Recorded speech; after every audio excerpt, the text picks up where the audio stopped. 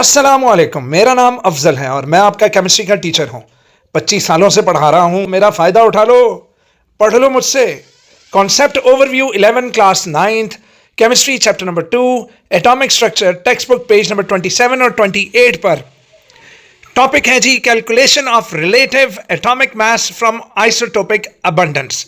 Isotopic abundance से हम निकालना सीखेंगे रिलेटिव एटॉमिक मास। आपके सामने स्क्रीन पर क्लोरीन के दो अदद आइसोटोप्स हैं। एक का मास 35 है, दूसरे का मास 37 है। मेरा बेटा, आइसोटोप्स सेम एलिमेंट के ऐसे एटम्स हैं जिनमें प्रोटॉन्स इक्वल हों। दोनों में देख लो, 17 प्रोटॉन्स 17 प्रोटॉन्स। मेरे बच्चों, इलेक्ट्रॉन्स भी सेम हो, 17 इलेक्ट्रॉन्स 17 इलेक्ट्रॉन्स। दोनों सेम एलिमेंट के हैं, सेम इलेक्ट्रॉन सेम प्रोटॉन्स, लेकिन इनमें न्यूट्रॉन्स डिफरेंट होते हैं। तो न्यूट्रॉन्स एक में 18 है तो दूसरे में 20 है। तो एक Cl35 है, एक Cl37 है। अब आप अपनी स्क्रीन पर देख सकते हैं कि Cl35 और 37 यानी कि टोटल दुनिया पर जो क्लोरीन है, अगर वो 100% है, अगर टोटल क्लोरीन 100% है तो 100 में से Cl35 जो है वो 75.76% एग्जिस्ट करता है और Cl37 जो है वो 24.24% एग्जिस्ट करता है। तो बेटा, अभी भी अगर मैं 75.76 और 24.24 को ऐड करूं तो इट विल बिकम टोटल 100%। तो पता ये लगा कि 100% नेचुरल अबंडेंस में Cl35 का पार्ट 75.76% है, जबकि Cl37 24.24% है। तो बेटा, इसको मैं नेचुरल अबंडेंस कहूंगा। इसे मैं क्या कहूंगा?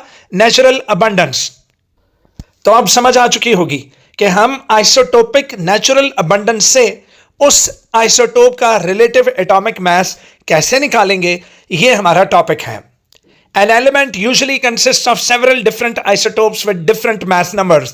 जैसे अभी मैंने आपको स्क्रीन पर दिखाया था, क्लोरीन 35 एंड क्लोरीन 37।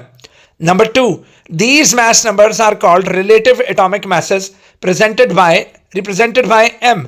लो बेटा, इन एटॉमिक masses को हम m से रिप्रेजेंट करते हैं। तो अगर मैं कहूं कि क्लोरीन का पहले वाले का जो m1 है वो 35 है, जबकि m2 यानी कि सेकंड वाले आइसोटोप का M2 जो है वो 37 है, तो हम इसको M से रिप्रेजेंट करेंगे।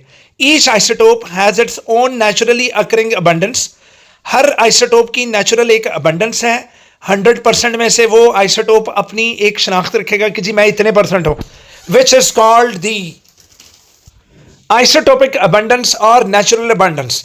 तो बेटा, अभी हमने, आप स्क्रीन पर देख सकते हो कि 35 की Cl35 वाले की इतने परसेंट है और Cl37 वाले की इतनी परसेंट है।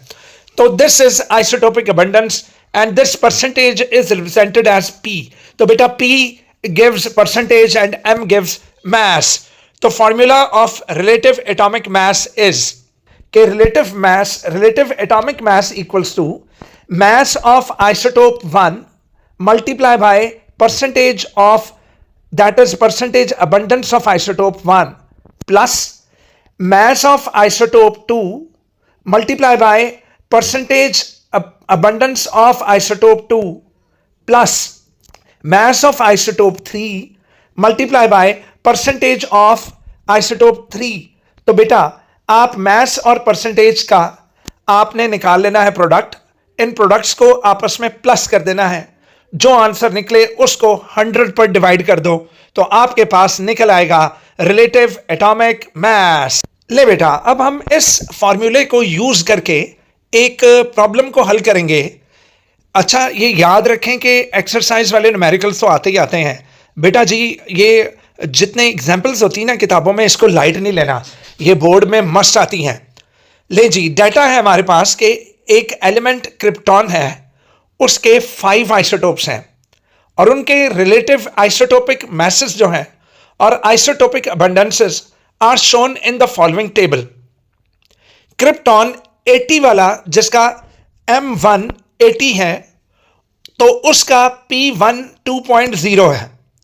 इसी तरह M2 82, मतलब मास ऑफ आइसोटोप 2 82 है, जबकि परसेंटेज अबंडेंस ऑफ 82 वाले की परसेंटेज अबंडेंस 12.0% है, तो आप M2P2 ले लोगे। तीसरे वाले का मास 83 M3 और P3 है 12.0%। चौथे का M4 84 जबकि P4 57.0% है। उसके बाद M5 85 और उसके बाद P5 17.0 है।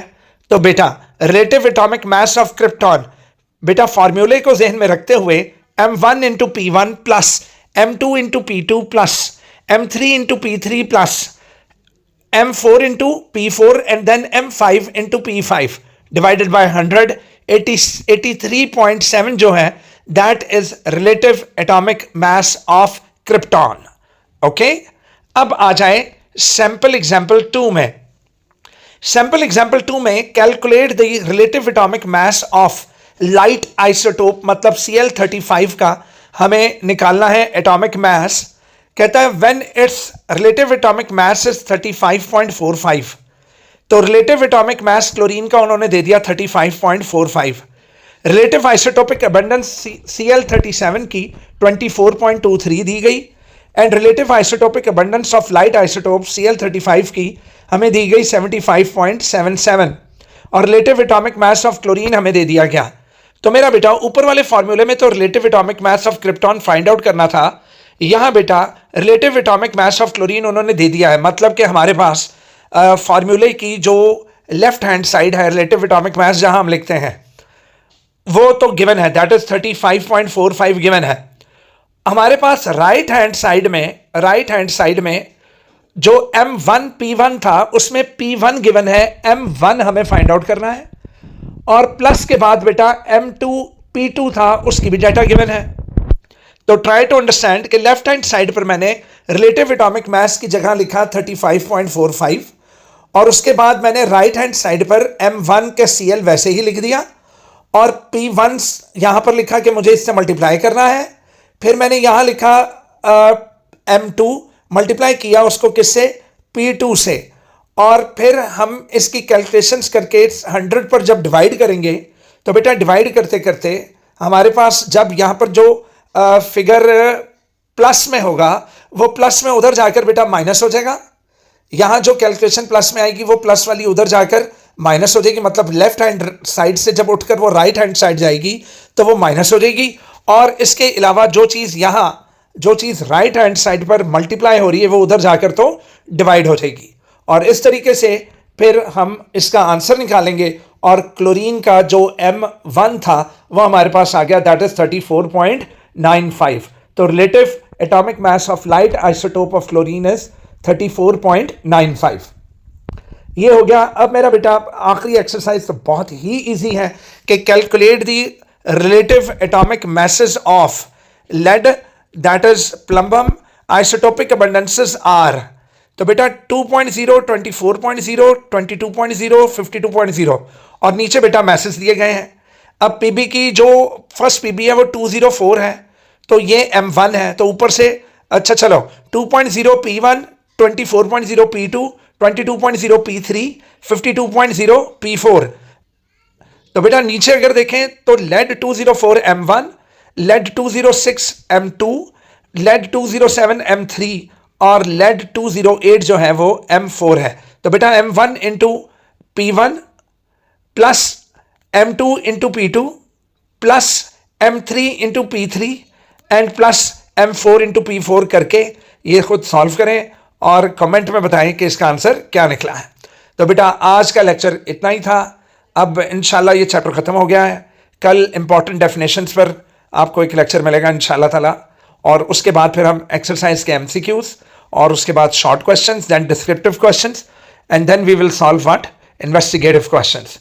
ठीक है, तो चैनल को सब्सक्राइब करें और शेयर भी करें बेटा। अल्लाह हाफिज़, अपना ख्याल रखिए।